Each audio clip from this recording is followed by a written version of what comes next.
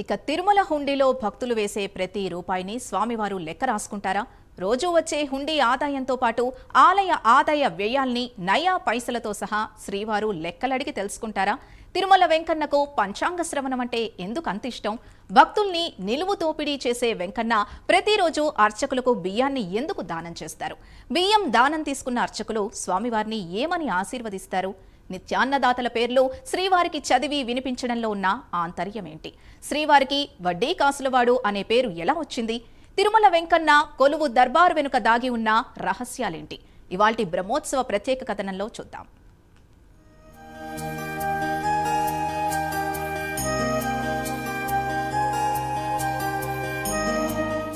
లక్షలాది మంది భక్తులు, వేల కోట్ల ఆస్తులు, లెక్కలేనన్ని స్వర్ణాభరణాలు తిరుమల వెంకన్న వైభోగానికి నిదర్శనాలు. అనునిత్యం తిరుమల కొండకొచ్చే భక్తులను శ్రీవారు కంటికి రెప్పలా కాపాడుతున్నారు. ఆర్తితో కొలిచే వారికి కొంగు బంగారంలా విరాజిల్లుతున్నాడు. అలాంటి వెంకన్న కూడా ప్రతిరోజూ తన ఆదాయ వ్యయాలను లెక్క చూసుకుంటున్నాడు. రోజువారీ సంపాదనను ఏ రోజుకారోజు సమీక్షించుకుంటున్నాడు. ఎంతమంది భక్తులొచ్చారు, ఏ భక్తులు ఏమేమి సమర్పించారు, ఇవాల్టి ఆదాయమెంత, ఖర్చైన వ్యయమెంత, ఇలాంటి విషయాలన్నీ శ్రీవారికి ప్రతిరోజూ తెలియాల్సిందే. ఏదీ స్వామి వద్ద దాచేందుకు వీల్లేదు. నయా పైసలతో సహా స్వామివారికి లెక్క చెప్పాల్సిందే. అందుకే అన్నారు శ్రీవారిని వడ్డీ కాసులవాడని.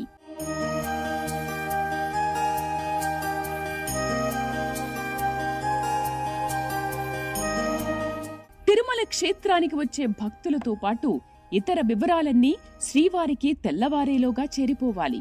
వందలు వేలు కాదు, నయా పైసాతో సహా లెక్క చెప్పాలి. ఆ లెక్కలు విన్నాకే ఆయన మనసు తేలిక పడుతుంది. రోజువారీ ఆదాయం పెరిగితేనే కదా వరాహస్వామికి వడ్డీలు తీరేది. అందుకే మేల్కొలుపు కాగానే స్వామివారు ఆదాయ వ్యయాలపై దృష్టి సారిస్తారు. ఇది ఈనాటి ఆచారం కాదు, తరతరాలుగా తిరుమల కొండపై వెంకన్న వైభోగానికి నిదర్శనం. అభయహస్తంతో ఆశీర్వదించే వెంకన్న ప్రతిరోజూ తన సంపాదనపై కూడా ఓ కన్నేసి పెడతారు. అందుకేనేమో తిరుమల క్షేత్రంలోని హుండీ ప్రతిరోజూ కోట్ల రూపాయలను గడిస్తోంది. రోజుకు 3 నుంచి 4 కోట్ల రూపాయల ఆదాయం తిరుమల హుండీ ద్వారా రావడమంటే ఆషామాషి కాదు. దాని వెనక వెంకన్న కృషి ఎక్కువగా ఉంది. ఏ రోజుకారోజు ఆయన ఆదాయంపై సమీక్షించుకోవడం వల్లే తిరుమల హుండీ ఆదాయం రోజురోజుకు అనూహ్యంగా పెరుగుతోందనే వాదన లేకపోలేదు. తిరుమల శ్రీవారు ఆదాయ వ్యయాలే కాదు, అనునిత్యం పంచాంగ శ్రవణం కూడా చేస్తారు. తన పేరు మీద తిథి, వార, నక్షత్ర ఫలాలను అడిగి తెలుసుకుంటారు. పంచాంగ శ్రవణం ముగిసాకే ఆయన ఏ పనైనా ప్రారంభిస్తారు. భక్తుల నుంచి నిలువు దోపిడీని స్వీకరించే తిరుమల శ్రీవారు దాన ధర్మాల్లోనూ దయాహృదయుడు. భక్తుల నుంచి నిలువు దోపిడీ స్వీకరించడమే కాదు, అవసరమైతే దానాలు కూడా చేస్తాడు. అందుకే ప్రతిరోజు శ్రీవారు అర్చకులకు దానం చేస్తున్నారు. అనునిత్యం శ్రీనివాసుడు 16 కేజీల బియ్యాన్ని అర్చకులకు దానం చేస్తాడు. వేద పండితుల గొప్పతనాన్ని, అర్చకుల ప్రాశస్త్యాన్ని ప్రపంచానికి చాటేందుకు శ్రీవారు వారి చేత ప్రతిరోజు దీవెనలందుకుంటారు. అర్చకుల ఆశీర్వాదాలతో శ్రీనివాసుడు మహానందభరితుడవుతాడు.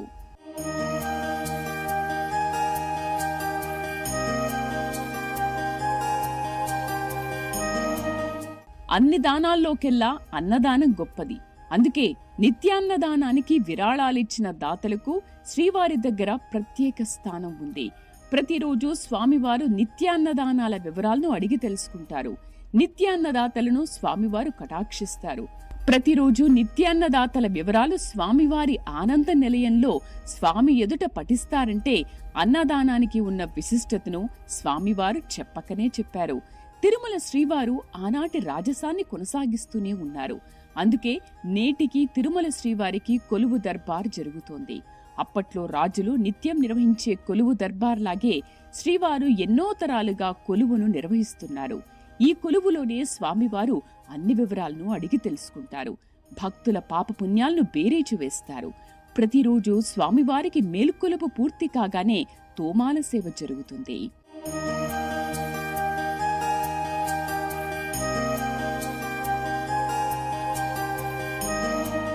విశేష విశేషమైన పుష్పాలతో స్వామివారిని అలంకరించిన తర్వాత శ్రీనివాసుని ప్రతినిధిగా కొలువు శ్రీనివాసమూర్తికి దర్బారు నిర్వహిస్తున్నారు. శ్రీవారి మూలమూర్తికి ప్రతిబింబంగా చెప్పబడే కొలువు శ్రీనివాసమూర్తి విగ్రహం పంచలోహ ప్రతిమ. ఆ ప్రతిమ ఎత్తు 2 అడుగులు మాత్రమే. కొలువు శ్రీనివాసమూర్తి 826 కాలం నాటి విగ్రహంగా భావిస్తున్నారు.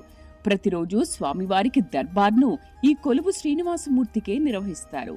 మూలమూర్తికి తోమాల సేవ పూర్తయ్యాక బంగారు వాకిలి లోపల ఉన్న స్వపన మండపంలో బంగారు సింహాసనంపై కొలువు మూర్తిని ఆసీనుల్ని చేస్తారు. బంగారు గొడుగులు, వింజారములు పట్టుకుంటారు. శ్రీవారికి ఉపచారాలన్నీ పూర్తయ్యాక ధూపదీప హారతులిస్తారు. ఆ తర్వాత పంచాంగ శ్రవణం ప్రారంభమవుతుంది. పంచాంగ శ్రవణంలో ఆస్థాన సిద్ధాంతి వచ్చి స్వామివారికి సాష్టాంగ ప్రణామాలు చేస్తారు. బహుపరాకులు చెప్పి ఆనాటి తిథి, వార, నక్షత్ర, యోగ, కరణాది విశేషాలతో పాటు ఆనాటి స్వామివారి ఉత్సవ విశేషాలు, సేవలు తెలియజేస్తారు. పంచాంగ శ్రవణం విన్నాక స్వామివారు ఆ రోజు మంచి చెడులను లెక్కించుకుంటారు. పంచాంగ శ్రవణం పూర్తయ్యాక బొక్కసం గుమాస్తా వస్తారు. స్వామివారికి భక్తులు సమర్పించిన ముందునాటి ఆదాయాలను, హుండీ రాబడులను, ఉత్సవాలు, సేవల వల్ల ప్రసాదాలు, విక్రయాలు తదితరాల వల్ల వచ్చిన ఆదాయాన్ని నయా పైసతో సహా నికర ఆదాయాన్ని కొలువు శ్రీనివాసమూర్తికి వినిపిస్తాడు. లెక్కలు చెప్పడం పూర్తయ్యాక ప్రభువుల వారు చిత్తగించవలెను అని అత్యంత భక్తితో వేడుకుంటూ సాష్టాంగ నమస్కారం చేస్తారు. ఆదాయ వ్యయాల లెక్కలడిగి తెలుసుకున్న శ్రీనివాసుడు ఆ తర్వాత వడ్డీ కాసులను లెక్కిస్తాడు. అనంతరం అదే కొలువులో ఆనాటి నిత్యాన్నదాన పథక దాతల వివరాలను కూడా చదివి స్వామివారికి వినిపిస్తారు. అన్నం పరబ్రహ్మ స్వరూపమన్న మాటలకు అక్షర సత్యంగా స్వామివారు తన సన్నిధిలో అన్నదాతలకు ఎంతో ప్రాముఖ్యాన్ని కలిగించారు. అందుకే అన్నదానం చేసిన దాతల పేర్లను ప్రతిరోజూ అడిగి తెలుసుకుంటున్నారు శ్రీవారు.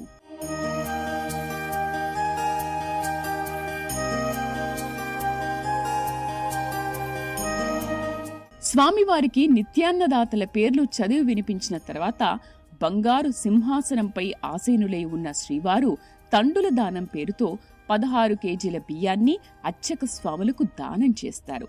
ఇలా దానం చేయడం ద్వారా శ్రీవారు దానగుణంలోని పరమార్థాన్ని లోకానికి చాటుతున్నారు. కేవలం బియ్యమే కాదు, శ్రీవారు దక్షిణ తాంబూలాలను కూడా అర్చకులకు అందిస్తారు. తిరుమల శ్రీనివాసుని చేతుల మీదుగా దానం తీసుకోవడం, దక్షిణ తాంబూలాలను స్వీకరించే అర్చక స్వాముల వారు ఎంతటి ధన్యులో. దానం పూర్తయ్యాక అర్చక స్వాములంతా కలిసి స్వామివారిని నిత్య ఐశ్వర్యోభవ అంటూ ఆశీర్వదిస్తారు. అర్చకుల ఆశీర్వాదాలు పూర్తయ్యాక స్వామివారు పరమానంద భరితుడవుతాడు. అనంతరం స్వామివారికి వేయించిన నువ్వులను బెల్లంతో కలిపి దంచిన నువ్వుల పిండిని కొలువు శ్రీనివాసునికి నైవేద్యంగా సమర్పిస్తారు. నివేదనలు పూర్తయ్యాక స్వామివారికి హారతులిస్తారు. అంతటితో కొలువు పూర్తవుతుంది. నిత్యం లక్షలాది మంది భక్తులు వస్తున్నా, క్షణం తీరిక లేకపోయినా శ్రీవారు మాత్రం నిత్యం భక్తులు సమర్పించే కానుకలు, ఆలయ ఆదాయాలను మాత్రం అడిగి తెలుసుకుంటూనే ఉన్నారు. ఎంతైనా వడ్డీ కాసులవాడు కదా, అందుకే అన్నారు శ్రీనివాస బహుపరాక్ అని.